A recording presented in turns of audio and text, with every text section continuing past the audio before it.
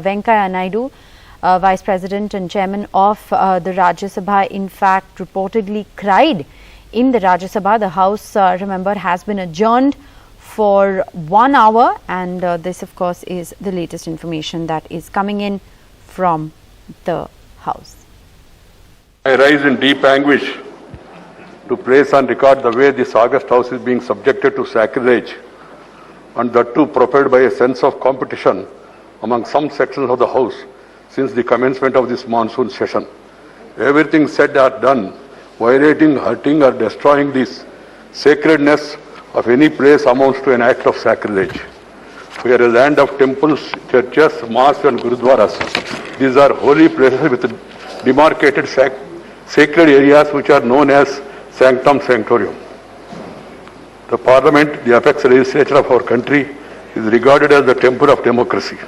The table area where the officers and reporters of the House, the Secretary General and the presiding officer are seated is considered as the holy sanctum sanctorum of the House. A certain degree of sacredness is attached to this place. In our temples, devotees are allowed only up to this sanctum sanctorum and not beyond. Entering this sanctum sanctorum of the House in itself is an act of sacrilege. It has been happening as a routine for some time. I am distressed by the way this sacredness was destroyed yesterday. When some members sat on the table, some others climbed on the table of the House, perhaps to be more visible with such acts of sacrilege. I have no words to convey my anguish and to condemn such acts. As I spent a sleepless night,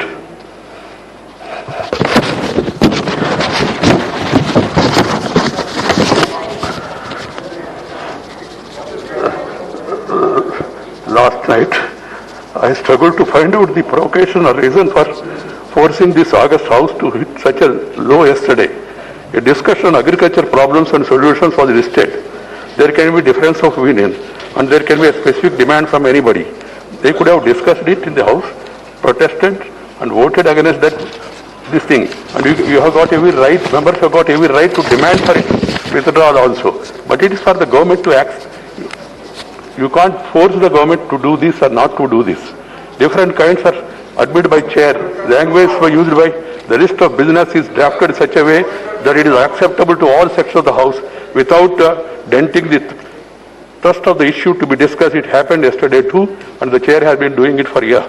I find it difficult to understand as to why the subject was listed in the list of business for yesterday would have prevented any member to raise any issue concerning the farm sector, including 3 farm bills that some members were keen to raise in the House and even demanding their withdrawal.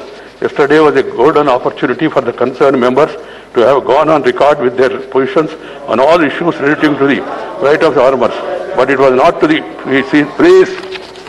please have the decency at least, as the chair is saying something, at least to hear it. You may not agree, that's a different matter.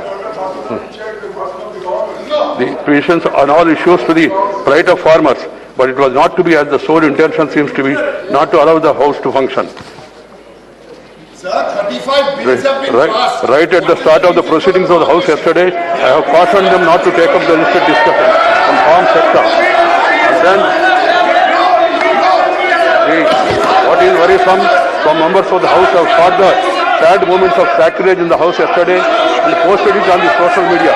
By doing so, they only ended up showing the people to the extent which this August House can degenerate to the newfound competitiveness and aggressive disruption by some sectors. I was very sad.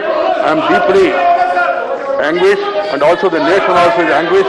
As the chairman of the House, I am sacred to visualize implications and consequences of such competitive acts of sacrilege in our temples of democracy. I earnestly appeal to the collective conscience of this House to seriously reflect on what happened yesterday, to explore the remedies. If any failure to do would certainly amount to a setback to our parliamentary democracy, to make it irrelevant. I would like to remind all of you that we begin to celebrate 75 years of our independence in a few days from now. The choice before each one of you is very clear. Either to be best parliamentarian or the worst disruptor. The choice is yours. And I am told that some people have complained about not showing this in the Rajya Sabha. I don't know why Rajya Sabha TV is not showing. This also can be shown. I have no problem. I don't want to run the House like this. I am adjourning the House to meet at 12 a.m.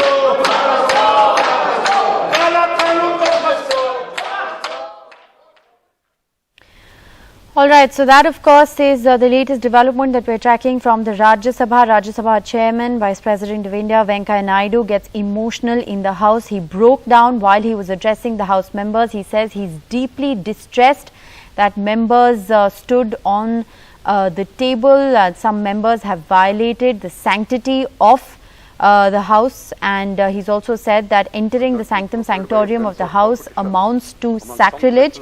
Venkaiah Naidu there deeply distressed that members stood on the table. He's also said that members have violated the sanctity of the House, which is a temple of democracy. He says, as he gets emotional in the Rajya Sabha, that the temple of democracy has in fact been violated. So this is the latest coming in from the Rajya Sabha. The House has now been adjourned for a period of 1 hour. The Lok Sabha, however, has been adjourned sine die. Remember, the deadlock continues, and even as Venkaiah Naidu was reading out that statement, there were members of the opposition who were chanting slogans, not allowing him to complete what he had to say. So an emotional Venkaiah Naidu there breaking down while he's addressing members of the House.